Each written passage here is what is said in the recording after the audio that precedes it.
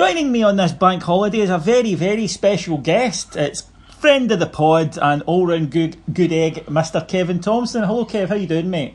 Hi, Davey. All right, mate? I'm good. How goes the coaching this weather? How goes the academy? It makes things a tad easier, doesn't it? There's nothing. I suppose there's nothing more pleasing getting the kids running about in the rain when it's cold. If you can get them enjoying it in the rain, sleet and snow, then you've got half a chance when the sun comes. So it just makes everything a bit easier, doesn't it? It makes obviously the pitch is easier. The kids are happier. The younger ones can obviously stay warmer that wee bit longer. So there's nothing better than being on the pitch when obviously the sun's shining. Aye, rather than of course the usual thing in the dead of winter here when it's pissing with rain. Well, I like the rain, to be honest, Davey, because you can't slide tackle when the pitches are bone dry. So I quite like when there's a wee bit lush on the grass. But when you're coaching in it and it's peeing down with rain and blowing a gale, then it can be unenjoyable at times. So when the nice weather comes, we try and make the most of it. Well, we'll come to that in a minute, but before we get on to your coaching at the moment, let's chat about Rangers. Played at the weekend, obviously, and continued this good run of form. Away to Tynecastle, not the easiest place normally for us, Kev, but for some reason Rangers have had a fantastic year against Hearts. Is it a tactical thing, or do sometimes players just get in their head, we're good against this mob? Sometimes you do have that, David. Sometimes there is that feeling when you have teams that you always perform really well against. At that time we used to always have a good record against Kelly. It's always a team, even when I was at Hibs, it was a team that I enjoyed playing against. I always seemed to have good games, and all if it was the big pitch at Kaunus, obviously it used to always be a grass pitch when I played. And there's always the games that you look forward to, just teams that you maybe personally, and there might be a lot of the boys that have had good performances against Hearts, so it's when that fixture does come around home or away, they look forward to it. But I think the biggest thing for the boys is building a wee bit of momentum.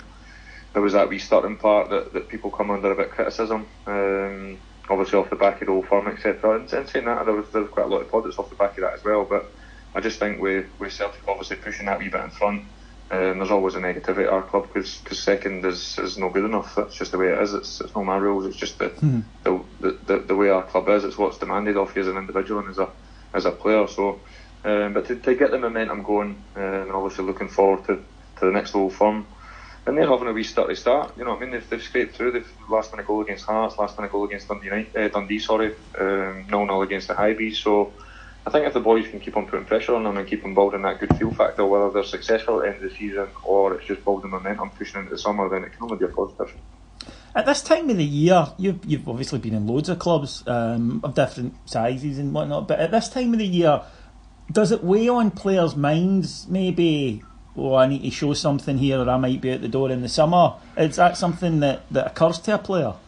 Well, it probably does to certain individuals, Davey. I think the biggest thing for the manager is he'll be expecting that edge every day. Whether it's coming in for pre-season, first game of the season, midway through the season, after the winter break, I think that's the type of personalities and the type of characters that he wants in around the place, that every day is a hard day and every day you're there to try and be the best you can be. So that then puts pressure on everybody else. If you've got the jersey and you've got that edge, then it puts a lot of pressure on the guys that are sitting in the wings to try and get back in the team. So it just creates a real good buzz in around the place, and a real competitive edge, which is what you need. So I think there is personalities. I've come across them individually that guys, they do hit the ground running when it comes to the end of the season, and it is that kind of time where that one that you're not quite sure of sometimes changes your opinion, and then you end up giving him a contract and then he lets you down next year. It's no position that I envy for the manager regarding which players he sees long term at the club and which players he doesn't, and obviously the new blood that he's potentially going to bring in. But I think for a club as a whole, the more momentum you can build leading into the summer, the feel good factor was unbelievable. Obviously when the manager was announced, wasn't it? To have I think 10,000 fans at Ibrox to greet him. So he'll know how special this place is, and he'll want to try and create that buzz around the boys finishing up at the end of the season, whether it's successful or unsuccessful, to come back in ready and ready to go come pre-season. When Alfredo got suspended, there was we'll see a wee bit more of Jermaine Defoe, and since he's come into the side, the team seem to have changed the way they're playing a wee bit and seem to be playing a wee bit more through the middle, less getting the ball wide. What have your thoughts been on his performances since he's really came into the team as a regular starter? Well, look, I've said since day one, and class is permanent. You never lose the quality that he's had right through his whole career, and that's evident for everybody to see. Look, of course, he's at the wrong end of his career age-wise, but his experience and his quality is always going to be there.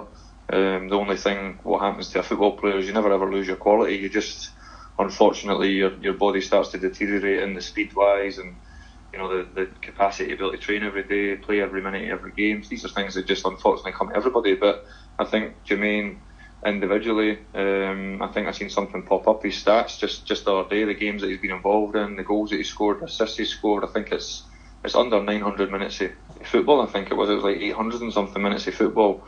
Obviously coming on as a sub, starting and getting taken off, etc. So I think individually he'll be relatively pleased with what he's produced. I think, like anyone at our club, you're always expecting more off of people.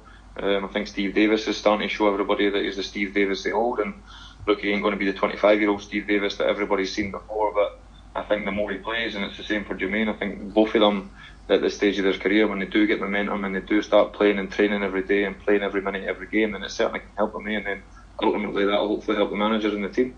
No, definitely. And Scott Arfield's been a big player for us this past month. He seems to be playing in a slightly different position from maybe earlier in the season, and he's had a wee bit maybe less to do defensively since Stevie Davis has come into the side.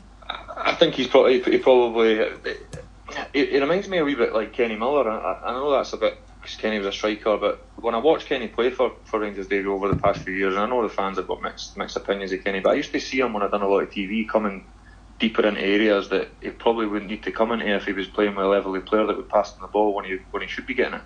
And I don't mean that disrespectful to any of the lads, but I now see Scott Arfield doing a wee bit the same, maybe holding his position a wee bit further up the park to hurt opposition rather than being that wee bit nervous, maybe the ball breaking down and being in a position where he maybe has to get back.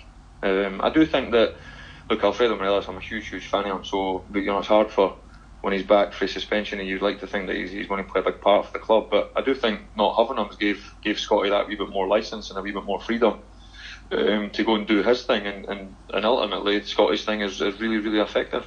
No, absolutely, he's been fantastic lately. One thing I wanted to ask you about, because you went through this as a youngster in your career, is Rangers have obviously been linked in the last week with John Souttar from Hearts, and he didn't have a good game on Saturday. I don't think many Hearts players could say that they did. But how does that affect you? Because it seemed to be about 18 months of speculation for you, and it was Rangers, Celtic, English clubs, etc.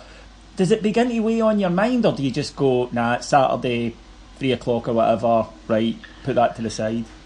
It never ever crossed my mind to leave or to think of pastures new, and I don't know what happened. For me personally, it was one of the things that, it was a wee bit sour in the end, which was a frustration, and still a frustration for me to this day. I would have loved to have left on better terms, but unfortunately it never happened that way. But you say things that you regret, and you maybe fall out with certain individuals, which is always a regret. I like to be very respectful as an individual, so the last thing you want to do is kind of leave on a sour note. But that was kind of in the end for me at Hibs.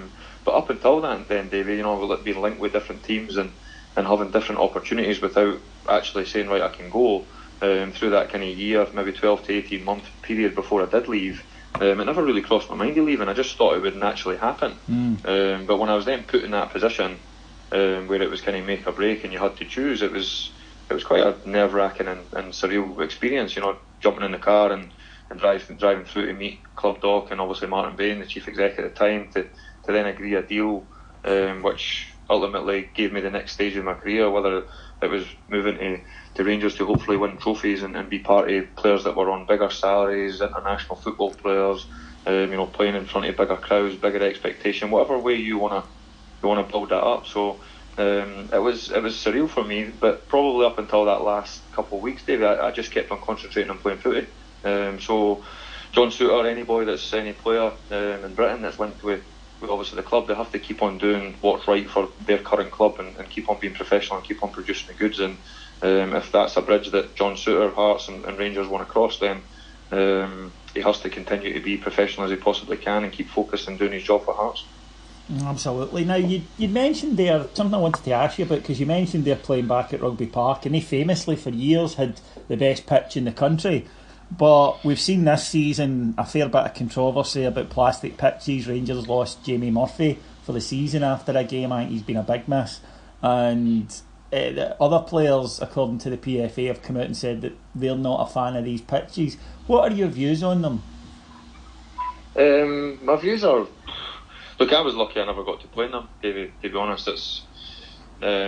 obviously with my knee injuries, etc., and my body obviously, shutting down on me quite early doors, and I'm only 34 now, so I'd like to think if I had a healthier body and never had as much bad luck with injury, I could still be playing now. But ultimately, having knee injuries and having the problems that I did have as an individual, then playing on plastic pitches certainly wouldn't suit me. I just think that we talk about promoting our game and talk about how good our game is and how much it's flourishing, and I think that's a lot to do with social media at times. The magnitude on the game now, the coverage that the game gets, obviously with BT, etc., with Sky Sports. So and even things like this, a lot of fans groups and people getting together and trying for the good of the game, whether it's just the good of your individual club or just everybody collectively. I just think it's great that the current crop of players are getting that opportunity to be exposed the way they do. But as for promoting the game, playing on plastic pitches is something that I'm against. I'd like to see every top flight or as many clubs in the country, albeit I know there's different implications through finances, etc. But I'd like to see every club in Scotland, especially for the Championship through to the Premier League, I'd like to see them playing on the grass now. I know it's an easy target, but you see some of the pitches and it does change the games. If you're watching a game every week, when your players are affected by it. Well, I look back and think of the boys playing at Hamilton, and Hamilton's obviously new. We played an 18s game on the Friday night, a couple of weeks after the first team had played on it. They watered it, it was slick. I was saying, you couldn't ask for a better surface, and to be even though Hamilton were poor on the day, when I think did it finish 5 that day or 4? 5, yeah. 4 or 5. Kyle Lafferty got the last one, didn't he? He did. So when I watched the team play and I looked how good the team were on that great surface, I thought, brilliant. The difference is within however long it takes for that surface to deteriorate, which that surface will be there for probably the next 8 to 10 years through financial obligations. Having to get your money's worth out of that current pitch, however much these pitches cost. So it's great that when they're brand new and they're nice and slick and they're wet and maybe playing on them once a blue moon, but as for playing on them every week, and then obviously the deterioration in them certainly makes them nowhere near as good as they are when they're obviously, I don't know what the lifespan is, but short term, if you play one game on and it's nice and slick and it's been watered, then you can get away with it, and the good teams will pass the ball on it. But ultimately, if you're playing on it every week and it then starts to deteriorate, and all these community stuffs that are on it day and night, it just doesn't bode well for me. Yeah. I wanted to talk to you a wee bit about Ryan Jack and something the gaffer said on Saturday, because it reminded me of yourself back in the day, which was the gaffer was bemoaning how he doesn't seem to have had as many Scotland caps as seemed reasonable, and that was always something that was spoken about when you were at Ibrox. We couldn't figure it out. There you were rampaging all in Europe, and yet there were these, no offence to them, half-wits keeping you at the Scotland team. What's it like does it bother you as a player, or are you just like, if it happens, it happens? Well, my situation was obviously the manager wasn't that keen on me playing for Scotland, probably trying to protect me and protect my injuries and my workload and the way I trained. I left everything on the training pitch every single day. So the manager was probably, even though he had to go, hit me and Scotty when he was the Scotland boss about us pulling out a squad or whatever. And then when he obviously there was the manager of Rangers and I was there, he was I think he was quite happy for me not to play. So the biggest frustration for me for Ryan is, and I've spoke to Ryan quite a few times recently, actually, just bumping into him. I've done obviously the new Hummel photo shoot, etc., for the new kit. Obviously there's been speculation of what it looks like, etc. I've got inside info for you, Davey. Is it nice? You like it? Is it good?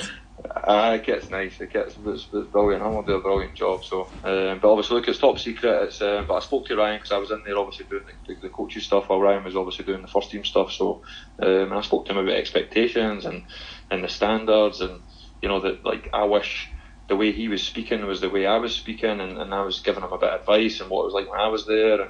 And I'm saying, this is the type of advice, Ryan, I give the boys in the youth team, the boys in the 13s, the 14s, the 15s. I said, I just wish that they would take it. So I'm standing speaking to someone that we're talking about that's having a great season now. He's proper kicking on. He's looking like a proper Rangers player. We're talking about him. He should be in the Scotland squad every time it's called.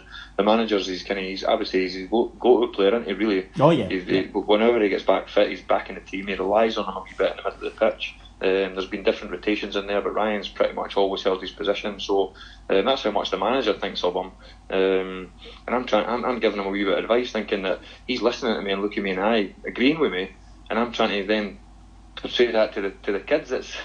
It's a challenge. But on a Ryan Jack note, he's starting to flourish as a player, and he'll probably, like any player, want as much accolade and as much recognition, i.e. internationally, playing by supporters, etc. Because that's what you want as a player. You want that recognition when you feel as though you're doing well. It won't overly bother him that he's not got as many caps as he would like, but I'm pretty sure deep down, if you ask him if he would like to play for Scotland every time there's a fixture, I'm pretty sure the answer would be yes.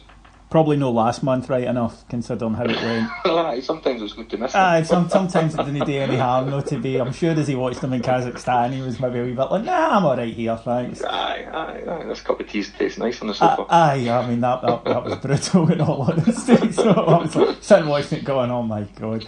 But moving on then, you brought it up there, perfect timing. The coaching, you've been at Ibrox at Hummel Training Centre, for a wee while now, and moved up to the under-18s, who are having a hell of a season. They're a talented group. They really are, and I mean this from the bottom of my heart. I don't want no credit for the under-18s. I tell all the lads this. I try my very, very best for them. If they want my advice and they believe in me and they respect me, which I'm pretty sure the majority of them do, I'll try my best for them. But it's about them. It's not about me. It's about. I've told you this before. I genuinely couldn't give a monkey's about winning a youth game of footy. I'm happy to say that. I tell everybody that I'm not bored. I want the lads to win because you need to win at this club. It has to be in your DNA. But every kid wants to win. But the biggest thing for me is how many of them can we get into the first team? How many of them can we present to the manager? And then contribute to his team, contribute to his squad. That's the only reason I want to be in there. It's the only reason I drive along the M8 every day at the crack of dawn to get in there to try and make a difference. So ultimately, look, I'm proud of the boys. That they've had a good season. They've won a lot of games. I think they've only lost one this season. We've got Celtic and obviously the cup final on Thursday night live on the telly. So I'm pretty sure a lot of the Bears will tune into that and watch the lads because it's a closed door match at Hampden, and they beat us last Friday 3-2. So it's a challenge, and I've already told the lads that I was lucky that I never had many disappointments against them. But the one time that I did get beat off them, we had already won the league, and it hurt me for a week. I couldn't sleep after it. You know what I mean? I felt sick. I felt that horrible feeling. So I told them that getting beat off them that last Friday ruined my weekend. It ruined my week. So they have to hopefully have that feeling. And then the good thing about being a footy player is there's always another opportunity, another game to try and put it right. So, the one thing the manager said to me not that long ago, which has stuck with me, you do feel a wee bit isolated, you do feel a wee bit vulnerable when you're standing on the touchline because ultimately you can't do it for them, Davey. So, then look, the manager was a far, far better player than me. So, when I stand on the touchline, you do have that wee bit of vulnerability, you do feel a wee bit isolated, but I always tell them it's not about me, it's about yous, and it's about how much yous want it individually and as a team. You need to be selfish, you need to be individual, but ultimately the best players are great teammates, and the best players are ones that stand up and be counted when the big games come round. So there's a challenge for you. Is that maybe something Rangers have lacked earlier this season? Are there one or two guys who can drive on the team when they're not playing well? Aye, possibly, and maybe the current squad, apart from really Griegsy, I know Lee obviously won trophies in the lower leagues, but he's obviously not been that involved with obviously match day stuff. And but when you look round the squad, there hasn't been that many boys within the squad. You'll know better than me off the top of my head. I can't even think of any that have won titles and won trophies and just the ones Griegsy, you just the ones you played with, Steve Davis and Kyle Lafferty. Really, just I'm forgetting about Lafferty. So really, apart from 2 or 3, whereas I was lucky that you're one of the most iconic Rangers players, really. You know what I mean? And Barry Ferguson. I don't know how many honours Baz has got, but he certainly had plenty in his back hits by the time I joined. So when you've been over that kind of distance and you've won titles and you know that feeling, and you know the feeling when you start to get, like the old saying, the squeaky bum feeling when you start to get to the business end of the season, whether you're in front or you're just behind, because it's a different motivation. It's a different mentality that you need when you're the front runner and you're out in front and you need to keep on winning games, and then it's the opposite when you're chasing and you're going into games knowing that you cannot get beat, or else you end up throwing the league away or whatever it may be. Different scenarios, and I was lucky to be in kind of both of these scenarios. But even if I wasn't, I had the governor as a manager, and I had people like Baz that had done it, seen it, wore the t-shirt. So if ever you were looking for people to kind of see how they went about their business and try and follow suit, then Baz was kind of the perfect example for us. No, absolutely, and that's, I think, one of the reasons why we're all quite enthused about the likes of yourself being at the HTC, is the fact that guys that are there that know A, what it's like to play for us, but B, what it's like to play for us and succeed, because that's a different thing on its own. Aye.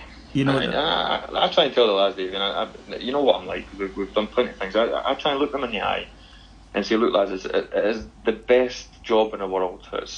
And you to play at this club, you'll never get a more special feeling, and you'll never be able to emulate that anywhere else if you can be successful here. It's impossible because of the magnitude of winning trophies and going back to Ibrox, the recognition you get for being an all-firm player. The kind of going back to Ibrox, and I think there was like 30,000-40,000 at Ibrox when we won the leagues. You go back and walk around the stadium and think, where's all these people come from? I mean, it was crazy. So it's until you've done it and sampled it, it's hard to try and give guys a realisation of how special it is. But you're trying to tell them that through experience, and you're trying to tell them that, like, the extra yards you do, the selfishness that you have, the staying back and doing a wee bit extra, the when training is poor and it's a bit complicated, or it's blowing a gale, it's pissing down with rain, you have to find a way as an individual to do everything for yourself. That doesn't mean being a bad teammate, it doesn't mean being disrespectful and I'm not doing that because I don't think it's right, blah blah blah. It's knuckling down, it's biting your lip at times, it's getting on with it, it's putting your head down and seeing where that hard work can take you. Whereas we do have too many that penny hasn't dropped for yet, and I can only try and keep on reiterating to them that getting to that first team and staying in that first team is a real hard thing to do. So the sooner they realise it, the better for me, because we've got too many players, Davey, right through the age groups that cause our badge, whether my mum runs the academy or no, or my missus, our badge dictates having the best players. That's right. That's the way it is. Our badge demands the best. Even if we were a shambles, we would still get good players, because it's the way it is, because our badge dictates that. Our badge represents something that nobody else represents. So we get kids through the door off the back of our badge. It's up to us to then try and push them and find the right types that are willing to go that extra yards to try and push themselves into Steven Gerrard's team. And that's the only types that I want to try and help to progress as far as they possibly can, to hopefully one day, and then I'll maybe take a wee pat on the back and enjoy my cup of tea and a bit of chocolate on the sofa if I see a Josh McPaig playing in the first team, scoring goals and lifting titles. That's the only time I want a pat on the back. I saw some of the boys at a youth tournament in Germany close up, and I was impressed not only by some of the levels of performances, because there's some real skill there, and they were up against the top youngsters in Europe, and they were competing no problem. But the way they conducted themselves off the park as well, on that trip, they were a credit to the club, because there's a bit in your head, I'm there with all these German guys and their players are all walking about, really regimented, and I thought, oh God, if they're anything like I was when I was 18, they're all going to be out on the batter, but they really weren't. They were good lads. But it's that gap, isn't it? It's that thing between, we seem to have really good players in Scotland, I'm not just talking about Rangers, but that compete well up to a certain age and then for some reason get lost between the ages of 18 and 22. Because football becomes unreal, Davey. That's the problem, and that's something that we actively are trying to seek. Bigger challenges, harder opposition, but I think everybody's in the same boat. I watched the reserves play Hibs a couple of Mondays ago. They were 2-0 down after 20 minutes or whatever, and they won 3-2. Stevie Kelly scored late on, terrific free kick. And know what I've seen, David? I've seen a real game of football. You had to fight for it. They had to defend corners. They had to stop bad kicks. They had to deal with throw-ins. They had to deal with free kicks. They had to deal with bad tackles. They had to fight for it. They had to, and I was buzzing. I couldn't give a monkey's what the score was. I was buzzing. I was just watched a real game of football. So I seen no fluff.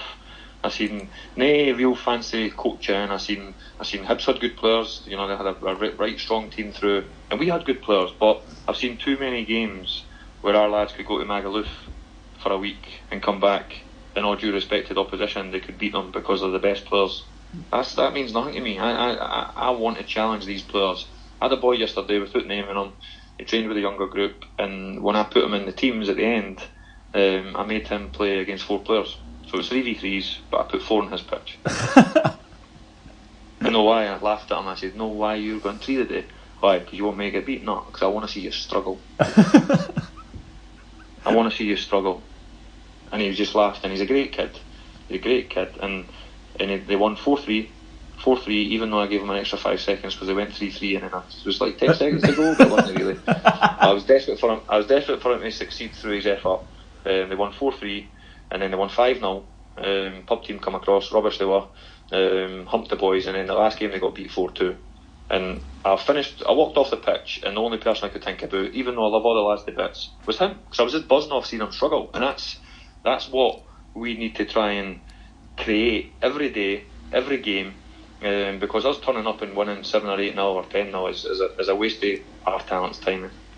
Aye, they're no learning. They're no learning, David. No, they're no learning. And it's great. Look, the kids need to win, and it's great. But my point being is that we've got first team players that. How many games have we lost this year?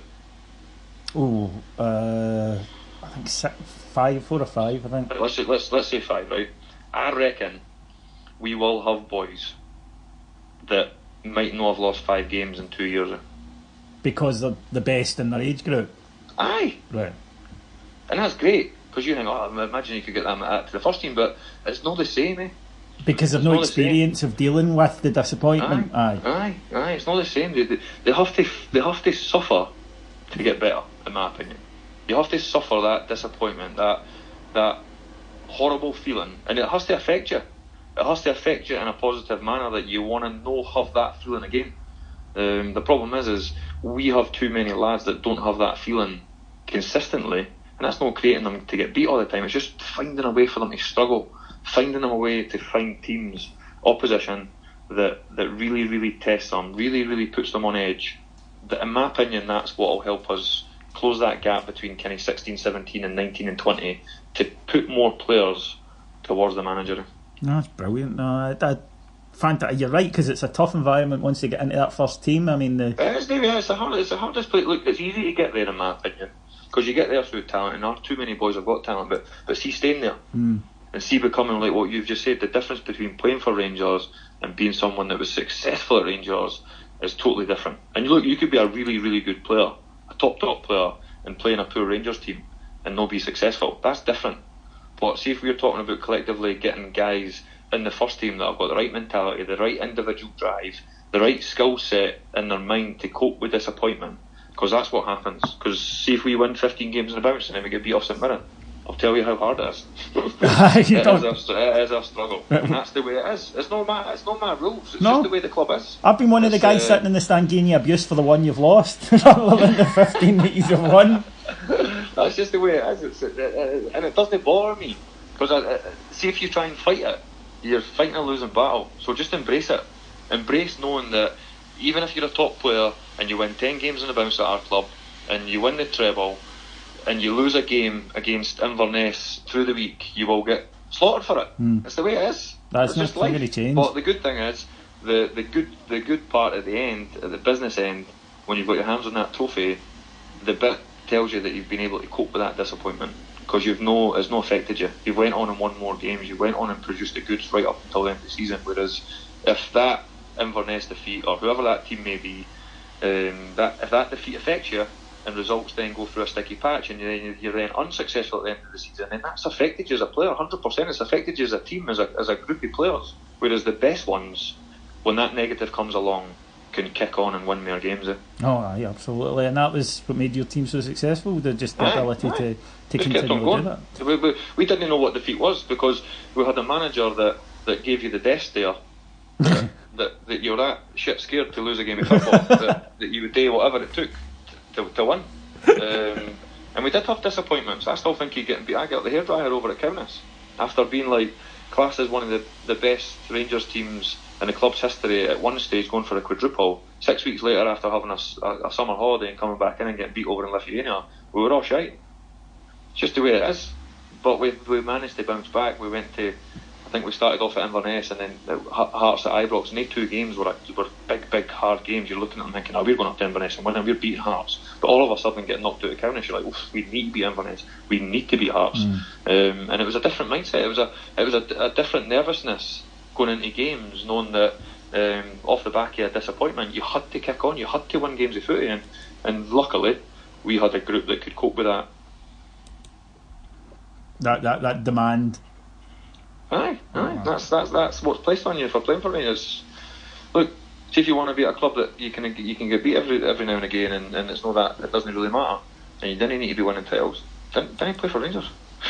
Well, I think we'd agree with that. Just before I let you go today, Kev, just because we all love football and I wanted your take on this, the title race down south is getting silly now with the way the 2 teams. It's like Real Madrid and Barcelona. They're just, neither of them are losing. Who do you think that the 2 of them are going to come through maybe and win this? Well, they're both my go to coaches. Poch and Pep, they're who I class as the best. Even though I love Klopp as well, but Poch and Pep's obviously with the game through the week, the Champions League game was breathtaking, and obviously then City beating them again, obviously in the league. But for whatever reason, I did think, and I don't know why, and it's no disrespect for him, because obviously he's an amazing manager, and I could only hope to one day ever be as good as him. But I've just got a feeling that Klopp is going to fall at a hurdle. But every time I said it to my father-in-law yesterday when we were sitting having a barbecue, that I thought banana skin the day for them. Away to Cardiff, live on the telly, I'm thinking they could drop points today, and they didn't.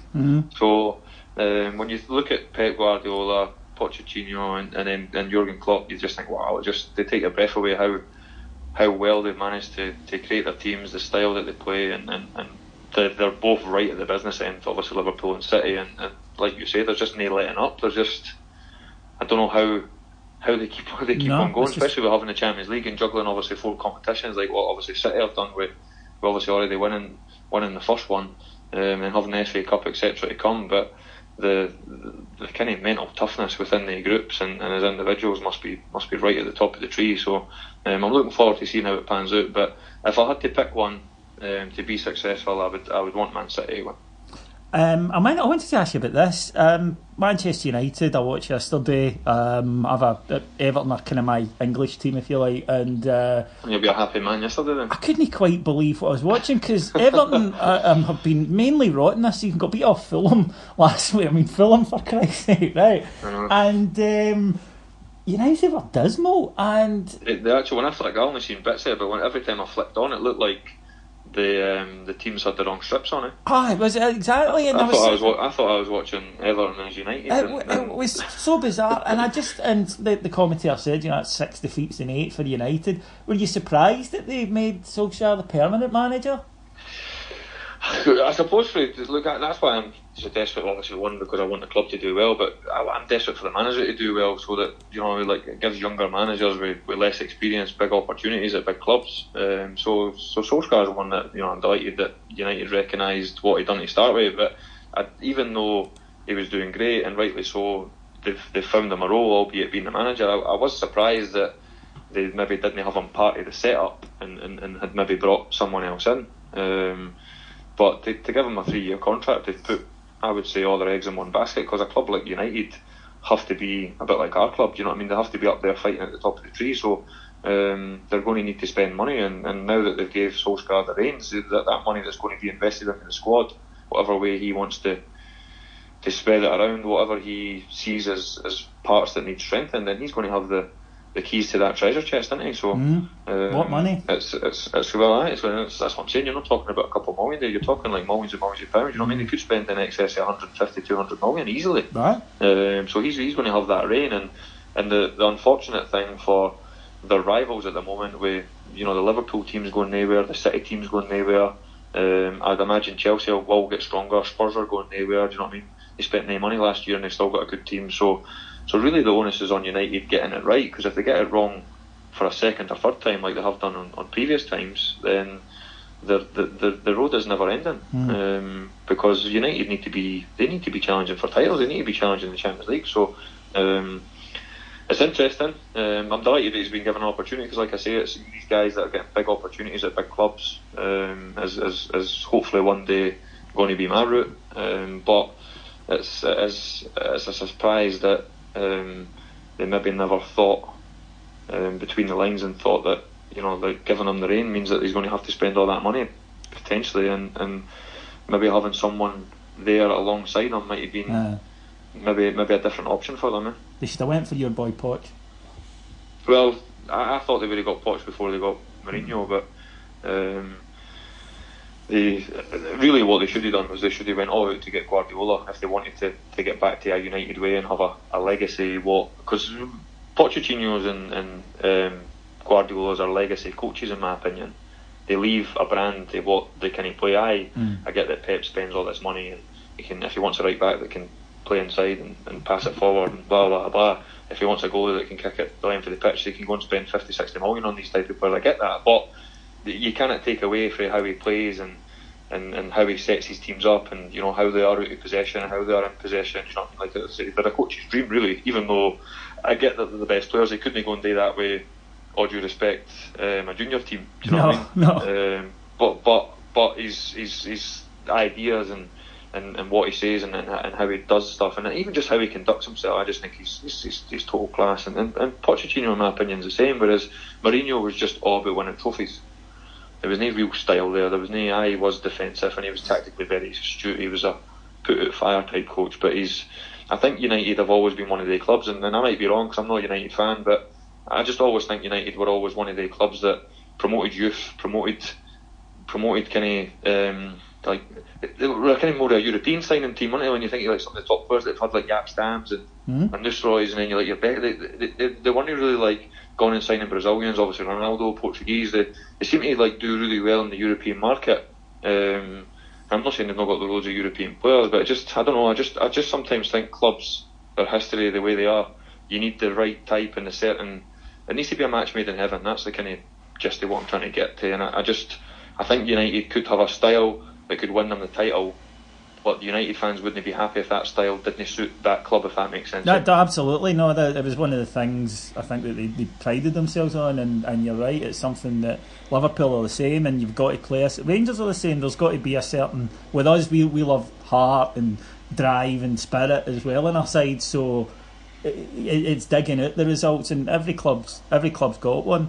Just before I let you go then today, Kev, that was the reason I wanted to talk about that was your coaching philosophy. Tell us a wee bit about your academy. We've heard about what you're doing at Ibrox, but you've also got the Kevin Thomson Academy, and tell us a wee bit about that, and obviously how people can get in touch with you. That's going great, Davey. It's I'm a wee bit greedy in the respect of when we've built up to what we've built up over the last couple of years, just through sheer endeavour and hard work, and a big commitment to the kids, and vice versa. A brilliant commitment for parents to bring the kids along. So we've the one thing that I've never done, which now I'm starting to see, is not a negative, but a wee kind of dip, is the respect that we only ever took business on that I could coach. So my working week would only ever be, I would never send any coach to any club to make me money. The only way we would be able to go, me and Jordy, my full-time coach, on a Tuesday night is if we went together. Obviously, when I did take on that role, Boness being a big supporter of the club and one of my first, I spoke to the chairman and told him that he's a big blue nose, so I knew it would be a no-brainer that I was obviously going to take on this full-time role. And then obviously, look, I totally understand if that commitment to booking sessions, etc., isn't there anymore, because obviously I'm not able to commit to them, but my role will be Wednesdays off, so I could change a couple of your sessions a month to a Wednesday, and I would still commit to that, because I appreciate you helping me out way back at the start. He was one of our very first team bookings, and kind of exclusively booked us every Tuesday, so it's going great, David. The problem is, and I'm saying this without it being a negative, is that if we got up to 40 private clients a week and now all of a sudden we're doing to 35, I just see that as a negative, because I'm not there and we're not keep on moving in the right direction, if that makes sense. We've got 60 kids in our two classes. They've been full for over a year, which is brilliant. We've got no scope to get any more in, but our private stuff's one of the ones that we can start an hour earlier or finish an hour later when we keep on getting new blood in. But we've probably not made that big a push, even though we've just had our Easter camps.